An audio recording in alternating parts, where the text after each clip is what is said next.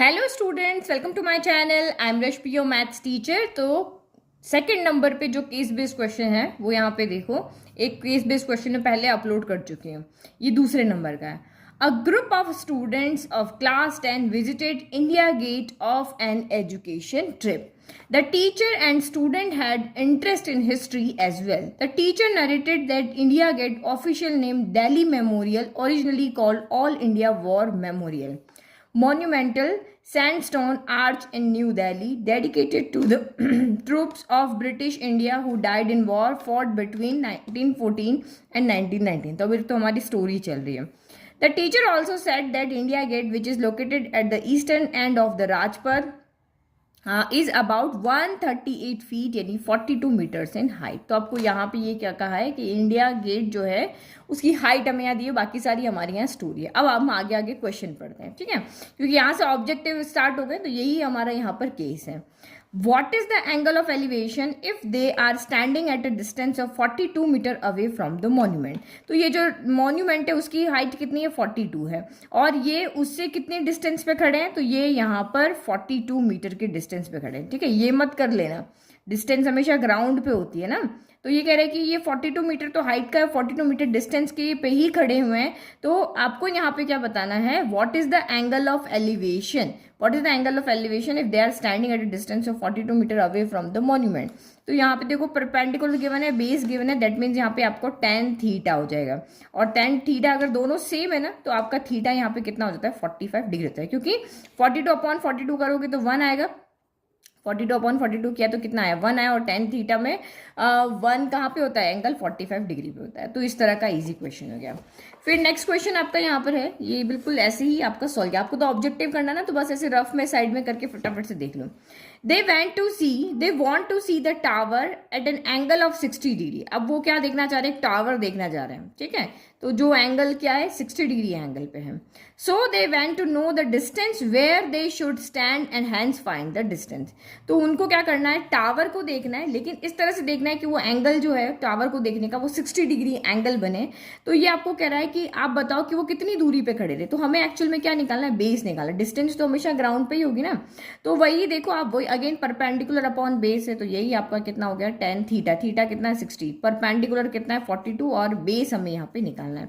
तो tan 60 कितना होता है, √3 = 42/b हो गया. तो हमें b चाहिए, तो b को यहाँ पे लेकर आओ, 42 डिवाइड बाय आपका √3 हो गया. तो अब यहाँ पे क्या करो, आप इसको सीधा √3 की वैल्यू रख सकते हो आप. यहाँ पे √3 कितना है, होता है 1.73, और इसको डिवाइड करके और आपका यहाँ पे क्या आ जाएगा, आंसर आ जाएगा. तो आप इस डेसिमल हटा लो, ऊपर क्या हो गया आपके 2 0 गए, तो 173 यहाँ पर हो गया. तो अप्रोक्स आप यहाँ पे देखो तो यहाँ पे देखो सारे आंसर आपके 2 2 2 में ना, तो अप्रोक्स देखने से काम नहीं चलेगा ना. तो आपको यहाँ पे डिवाइड करके देखना पड़ेगा. तो आप इसको डिवाइड करके साइड में और 2 डेसिमल तक आंसर निकाल लो. 25 आ गया तो यही हो जाएगा, 20 आया तो यही हो जाएगा, 24 आया तो यही हो जाएगा. समझ में आ गया ना. तो इस तरह से आप फटाफट से अपना आंसर कर सकते हो.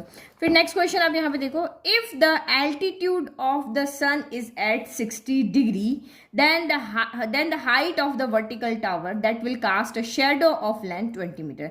देखो आप बहुत से बच्चे शेडो के आंसर में बहुत गड़बड़ करते हो. देखो ये आपका यहाँ पर क्या है, शेडो हमेशा कहाँ बनेगी, ग्राउंड पे बनेगी. बहुत सारे बच्चे इसको शेडो ले लेते हैं, ये शेडो नहीं होती है.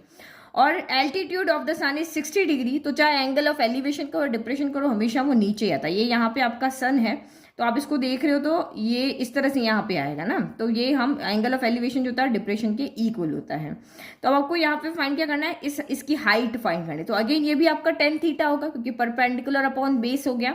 तो यहाँ पे आपका tan 60 डिग्री वही हो गया, equal to perpendicular upon base हमें यहाँ दिया हुआ है. तो ये 20√3 आ रहा है, यहीं पे दिख रहा है आपको ना. तो ये ए आंसर आपका यहाँ पे राइट है. ठीक है, ये tan 60 कितना हो गया, √3 हो गया, तो 20 उधर चला जाएगा. ये हमारा आंसर हो गया. फिर नेक्स्ट क्वेश्चन आप इसका देखो, ये देखो इसका answer, the ratio of the length of a rod and its shadow is 1:1. कोई एक रॉड है, ठीक है, इसकी लेंथ और इसकी शेडो, दोनों का रेशियो क्या है, 1 है।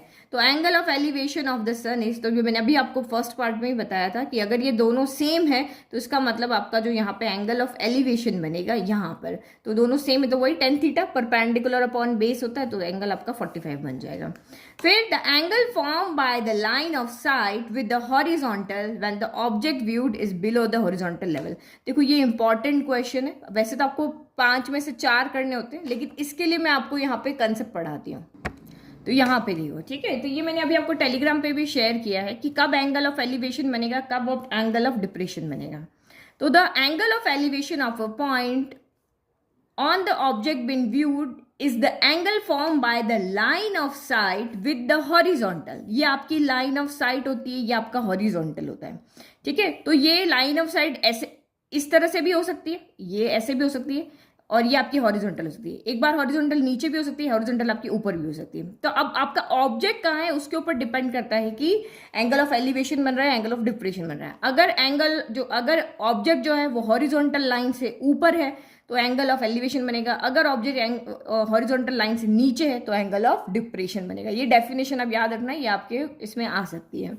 तो देखो, angle form by the line of site with the horizontal when it is above the horizontal line, जब ये हॉरिजॉन्टल लाइन से ऊपर है, अगर ऑब्जेक्ट ऊपर है मतलब नीचे से ऊपर देख रहे हैं, ये रही आई, ये नीचे से ऊपर देख रही है, इसका मतलब एंगल ऑफ एलिवेशन है। और अगर ऑब्जेक्ट आपका नीचे है और आप ऊपर से नीचे की तरफ देख रहे हो, बिलो द हॉरिजॉन्टल लाइन अगर आपका ऑब्जेक्ट है, तो आपका क्या बनेगा, यहाँ पे एंगल ऑफ डिप्रेशन बनेगा। ये समझ में आ गया।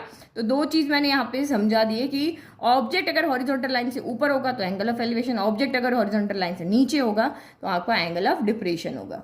अब इस क्वेश्चन को पढ़ते हैं। The angle form by the line of site with the horizontal, line of site आपको पता है ये होती है, ये आपकी हॉरिजॉन्टल होती है। When the object viewed is below the horizontal level, तो हमारा हॉरिजॉन्टल लेवल ऊपर बनेगा क्योंकि ऑब्जेक्ट आपका नीचे आ गया, तो ये आपका क्या बन जाएगा, एंगल ऑफ डिप्रेशन। अब देखो इसमें आंसर गलत दिया हुआ है, यहाँ पे क्या होगा, एंगल ऑफ डिप्रेशन होगा। तो आई होप आपको ये केस बेस्ड क्वेश्चन अच्छे समझ में आया। आज हम बहुत सारे केस बेस्ड क्वेश्चन करेंगे ताकि ये चैप्टर आपका केस बेस्ड को लेकर के 4 मार्क यहाँ पे आपके पक्के हो जाए, ठीक है। फिर कल हम करेंगे एपी के।